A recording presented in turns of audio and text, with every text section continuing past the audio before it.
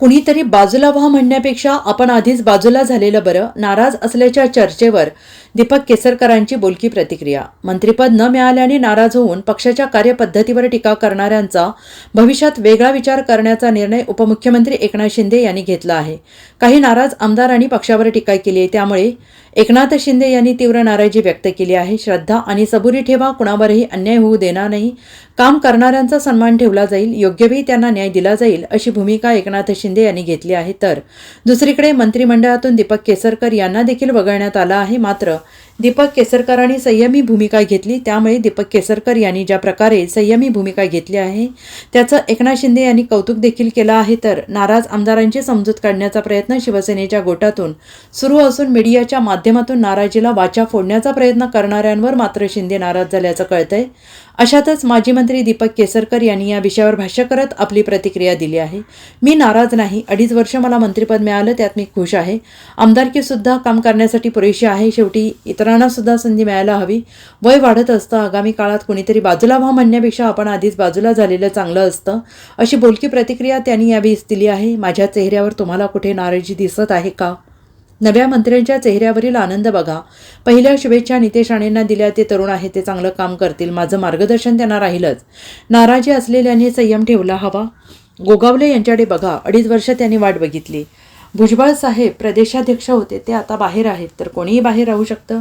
भुजबळ यांनी नाराजी दाखवली का? मोना गंटीवार यांनी नाराजी दाखवली आहे का? आम्ही उन्हाळे पावसाळे बघितले आहेत, आपण आनंदी राहिलं पाहिजे, यांच्याबरोबर राहिलं पाहिजे, असंही दीपक केसरकर यांनी म्हटलेलं आहे. बिलकुल नाही, माझ्या चेहऱ्यावर दिसते का नाराजी? अजिबात. आणि त्याच्यामुळे असं आहे की आपल्याला चांगलं काम करायचं आहे, महाराष्ट्रासाठी चांगला विजय महायुतीने मिळवलेला आहे आणि त्या स्पिरिट मध्ये काम सुद्धा झालं पाहिजे. आणि त्याच्यामुळे नवीन सरकार आलेले आहेत, नवीन मंत्री आलेले आहेत. नवीन मंत्र्यांच्या चेहऱ्यावर किती आनंद आहे बघा, त्याच्या आनंदामध्ये आपण सहभागी झालं पाहिजे. सगळ्यात पहिल्या शुभेच्छा नितेश राणेंना दिल्या, कारण ते माझ्या जिल्ह्याचे मंत्री आहेत आणि माझं पूर्ण सहकार्य, पूर्ण मार्गदर्शन हे त्यांना राहील. तरुण आहे, चांगलं भवितव्य आहे आणि जिल्ह्यासाठी चांगलं काम करतील, महाराष्ट्रासाठी चांगलं काम करतील याची मला खात्री आहे. केसरकर साहेब 2.5 वर्षानंतर परत मंत्रिमंडळावर चेंजेस होणार आहे. 2.5 वर्षाचं रिपोर्ट कार्ड बनवलं जाणार, 3 नेते प्रमुख. मला काय रिपोर्ट कार्ड वगैरे हे मला काय माहिती नाही. रिपोर्ट कार्डवर जर मंत्र्यांची निवड झाली असती तर वेगळी निवड दिसली असती आणि त्याच्यामुळे हे सगळं बोललं जातं. आणि ते बोलण्यामागे दुसरी एक उद्देश असा सुद्धा असतो की जे लोक मागे राहिलेत, खरं तर अनेक लोक जे एफिशियंट आहेत, मागे राहिलेले आहेत, त्यांना 2.5 वर्षानंतर संधी मिळेल याची मला खात्री आहे. कारण शिंदे साहेब जसं सांगतात तसं वागतात, हे त्यांच्या स्वभावाचं वैशिष्ट्य राहिलेलं आहे.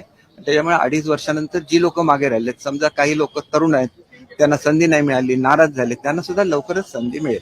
आणि त्याच्यामुळे त्यांनी नाराज होऊ नये, पक्षामध्ये काम करावं, सरकारला पाठिंबा द्यावा आणि एक सरकार म्हणून आमदारांची सुद्धा भूमिका असते, ती भूमिका चांगल्या तऱ्हेने त्यांनी निभावावी. पक्षातले काही आमदार उघडपणे नाराजी व्यक्त करत आहेत, मीडियाशी बोलत आहेत, याच्यामुळे कुठेतरी पक्षातलं वातावरण बिघडतं असं वाटत नाही? कारण का बोंडेकरांनी प्रतिक्रिया दिली, प्रकाश सुर्वेंनी प्रतिक्रिया दिली आणि स्वाभाविक आहे त्यांची देखील काहीतरी नाराजी असेलच ना.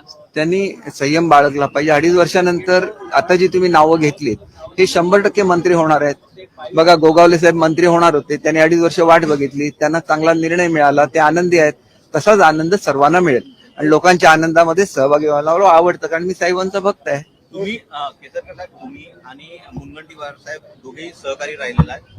अर्थ राज्यमंत्री तुम्ही होतात आणि ते अर्थमंत्री होते. एकंदरीत तुम्ही दोघेही मंत्रिमंडळाच्या बाहेर आहात. भुजबळ साहेब स्वतः तर राष्ट्रवादीचे अध्यक्षच होते, उपमुख्यमंत्री होते. एवढा मोठा मनुष्य बाहेर राहू शकतो तर कोणी बाहेर राहू शकतं ना. मुनगंटीवार साहेबांनी आज जे आपण जय जय महाराष्ट्र माझा गीत ऐकतो, हे त्यांचं ब्रेन चाइल्ड आहे की महाराष्ट्र गीत असलं पाहिजे. अनेक वर्षानंतर महाराष्ट्राला महाराष्ट्र गीत मिळालं. अतिशय चांगले असे ते एफिशियंट मंत्री होते, पण कदाचित त्यांच्यावर दुसरी जबाबदारी द्यायची असेल पक्षाला, त्याच्यामुळे त्यांना लांब ठेवलं असेल. भुजबळ साहेबांवर सुद्धा कदाचित मोठी जबाबदारी येणार असेल. आपण आज हे सांगू शकत नाही. भुजबळ साहेबांनी कुठे नाराजी दाखवली का? ते मॅच्युअर्ड पॉलिटिशियन आहेत, त्यांनी काही नाराजी दाखवलेली नाही. तुम्हाला मुनगंटीवार साहेबांनी कुठे नाराजी दाखवली आहे का? नाराजी दाखवलेली नाही. शेवटी प्रत्येकाने ही पॉलिटिकल मॅच्युरिटी आणायला लागते, ती यायला काही दिवस लागतात. जे तरुण आहेत त्यांच्याकडे लगेच ही श्रद्धा समोर येईल असं काही नाही.